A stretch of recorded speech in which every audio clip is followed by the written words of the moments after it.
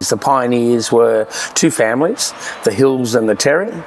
They both got grants from the government in the late 1800s. The Hills families was across the road where the old tip was, not the new tip. Eventually, they bought over on this side of the road, and hence why the business is called Hills, their surname was Hills.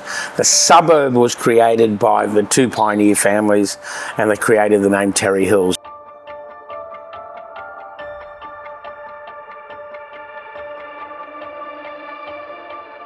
My father was very business orientated.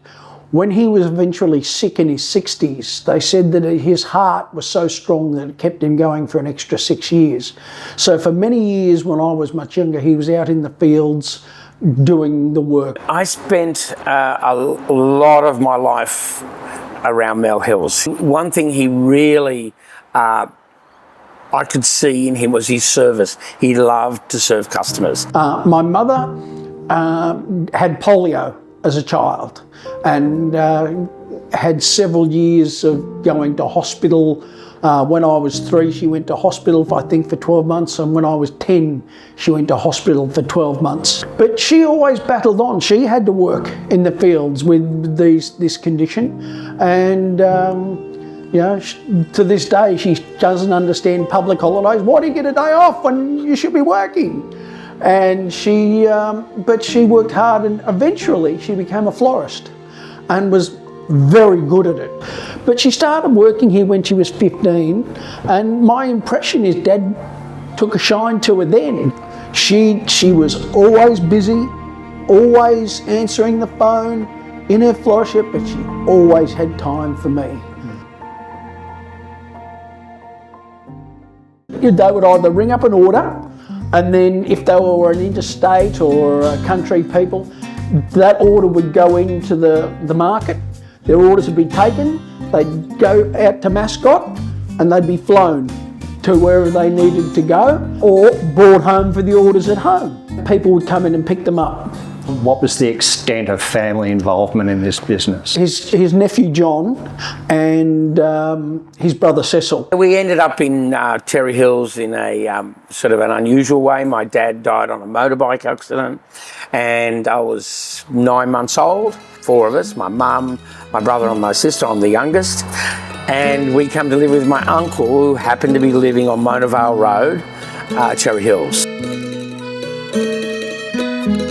My mum obviously needed to work, and she didn't drive, so she found work in the local flower farm, and she became a flower picker. My memories of that time is, you know, coming home. We all went to Terry Hills Public School, and my mum would be in the fields here, and we would walk home through the fields and help mum pick violets after school. And then after work, we'd just walk along Mona Vale Road and go home to stay with my uncle. So you weren't out picking violets in the field because it was fun to do, it was an economic necessity? Is that how you would describe it? 100%. It's exactly how you describe it, yeah. Remember, I could see this general store up the front, which he owned, Mel Hills owned, and asked Mum if I could go and work there. And just because I wanted to get out of doing violets. And she remembers this, and she said, you go and ask Mel, see if he'll give you a job. And I did. I would have been about 12. It sold everything because it was a general store. So it had all fruit and veggies. Ice creams, drinks, sandwiches. Did lots of milkshakes. Pies, sausage rolls. Hot pies. Popcorn. Hot dogs, I remember. Honey. Cigarettes. Local produce. And local people came to it as well. But it was really big for people on the main road going to the beach, coming back from the beach. So it was very busy, very busy.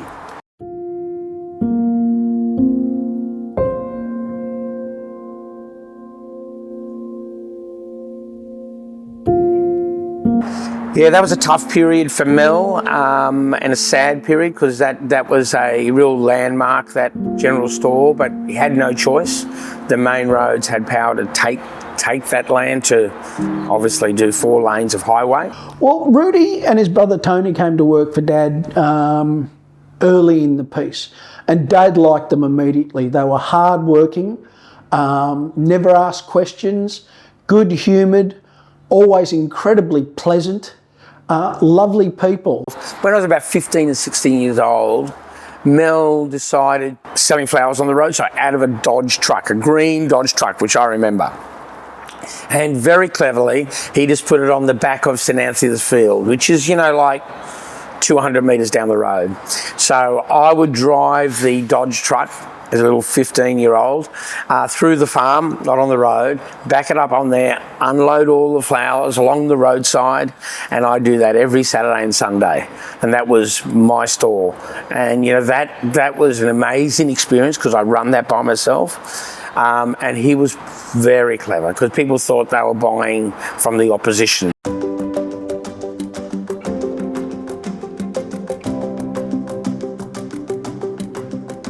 I've known Rudy for 50 years now, so we have a strong bond. We sold the property and the business to Rudy, and we couldn't have thought of anybody else to sell it to. We were very happy to do that.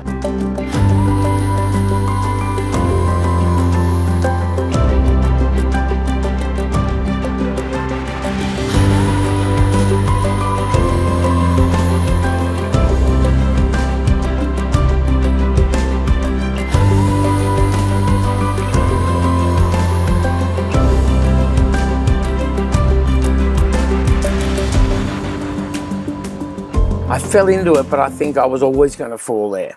So I have a love of flowers, I have a love of serving people, and I love what flowers do in people's lives. One day Ray Borkham comes along and says that, you know, he's interested in buying into the business. And that's about 6 years ago, and it's been a wonderful partnership. And so now it's Leanne and I and Ray and his family.